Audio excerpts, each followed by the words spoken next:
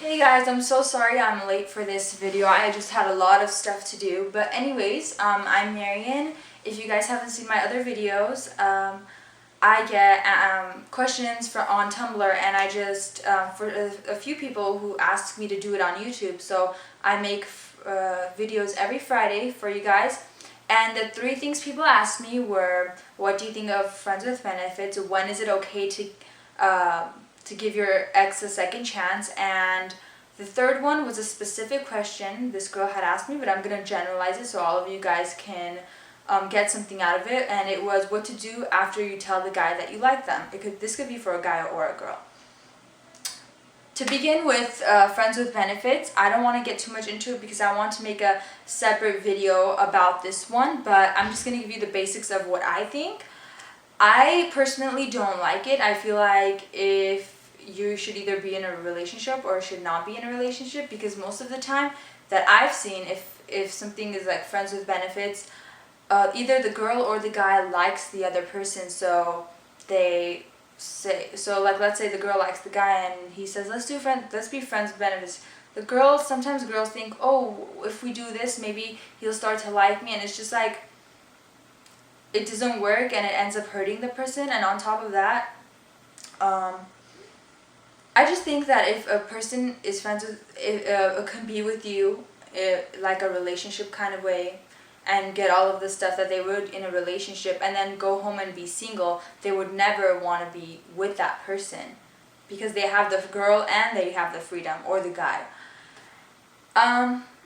I don't know, I'm just very old-fashioned, so that's my point of view on that. I know a lot of people do it, and I just think it's your life. Do what you think feels right for you. And yeah, the second question was, how do you know what situation you should take your ex back? And I think that I'm a big believer in second chances, so I think that it's okay to give an ex a second chance. I mean, a lot of times people break it off because someone moves away. These are the type of questions I always get. Someone moves away and the relationship doesn't work long distance, or just the age, you're too young. Like my cousin had her first boyfriend in 9th grade, and then they broke up, and years later they found each other again, and now they're gonna get married together, just because back then they were too young, and now they cared about each other and they found their way back to each other. And I think time has a lot to do with it. If you guys were just a good couple and something just happened in the way of fight or something silly that just made you guys split up, I think that's fine to get back together. The only thing I would not get back together on is if someone cheated on you multiple times and said they changed.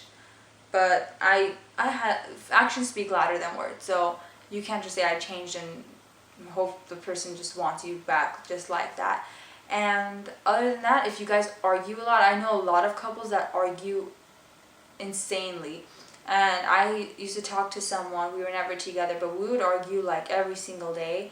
And I just think it just happens. There's just some people you mesh with, and then there's some people that you collide with, and you just can't help it. And even though you care about the person a lot, like you guys just fight a lot, and there's just no way to fix it. And going back to it, you would know that the same thing would happen. And let me think. So basically that, just know that when you get back with the person, you should work on the flaws. You guys should be able to tell each other anything, no matter how embarrassing or no matter how needy it makes you feel. If you're sad or upset, tell each other and work on problems. Go to a middle on something. If he or she is this way and you're here, and you just need to find a healthy middle.